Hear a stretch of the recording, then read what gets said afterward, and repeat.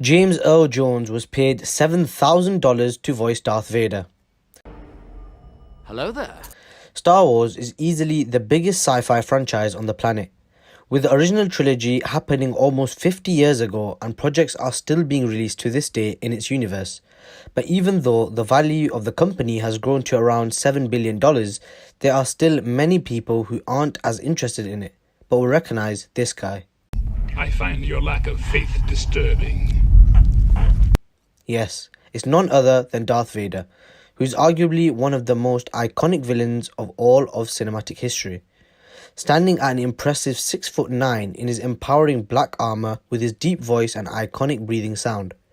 Before we continue, hit the like button and subscribe as we're trying to overtake Mr. Beast. So do it now. Do it. Darth Vader is the main center point of the whole Star Wars franchise, the story being his fall to the dark side but then ultimately redeeming himself at the end. In the original trilogy of the film, the actor who played Darth Vader in the suit was David Prowse, who was 6'6" and a bodybuilder who, in the first movie, thought his voice would be the main voice of Darth Vader. This is how he sounded. Start tearing this ship apart piece by piece until you found those tapes. Find the passengers of this vessel. I want them alive.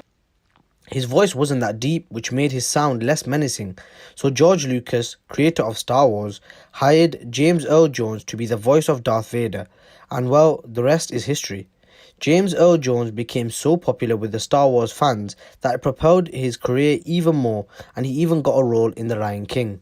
But how much did James Earl Jones make in his first movie, A New Hope? Well, at the time he was broke and asked for cash up front. He was, however, offered points, which is basically another word for equity in the company, but he was broke at the time, which is why he asked for cash, and also at the time most of the actors in the movie were not sure if the movie would be successful or not.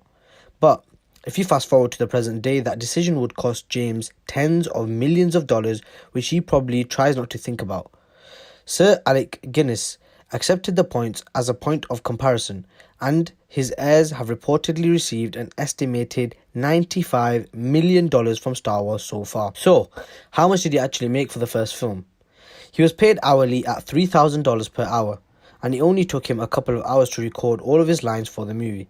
He was paid in total around $7,000, which would be around $27,000 today because of inflation. So in reality, he made a decent amount of money for 2.5 hours of work. But he still could have made a lot more if he took the point system. Let us know down below what you want to see next and subscribe.